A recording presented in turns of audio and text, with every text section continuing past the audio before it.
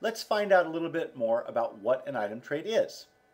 Let's say I'm a buyer and I'm coming to Bonanzle and I'd like to purchase a baseball card. So let's type in baseball card into our top search field, as a buyer would. As you can see, my results have returned over 4,000 different baseball cards. Well, with item traits, if I come over here to the left-hand side, it's going to help me narrow down what I'm looking for. Let's just click on Vintage Sports Memorabilia. If you look on the left-hand side, you can see the current item traits that are in this category. So as a buyer, if I'm looking for a baseball, I don't have to sort through all 43 items to find that. I can come over here on the left-hand side and I can click on the item trait and find exactly what I'm looking for.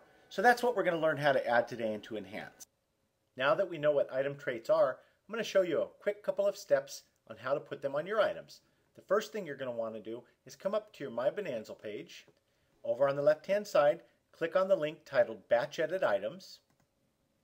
Once you have your batch editor open, come over to the left-hand side and click on Item Traits. You'll see all of the items that we have with their current item traits, which as you can see, mine say None Set. Once you have your item traits window, come over here to this link and click on Edit Traits for all filtered items.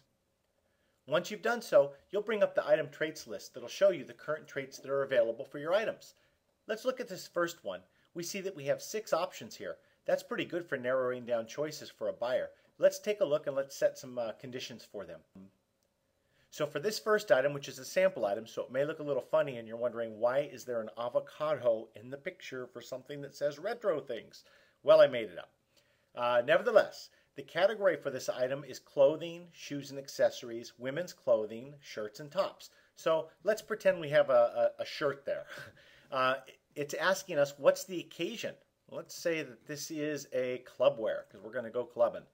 The main color of it, well, if it's a club wear, I'm probably going to go with black because black's timeless. Style, let's see here. We're going to say that this is going to be a button-down shirt. It's asking for a sleeve style. I'm going to say it's strapless. Woohoo. The condition, well, it's new without tags. And it's asking for the size type.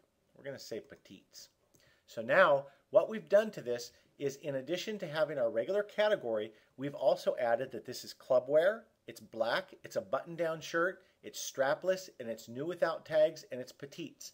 Now, if any of these item traits happen to match up with Google-based attributes, these are going to be converted into attributes as well. So in addition to having them show up on your Google-based feed, they're also going to show up on the search engine filter results on the left-hand side that we showed you at the beginning of this video. So you're really helping narrow down a buyer looking for something of this nature.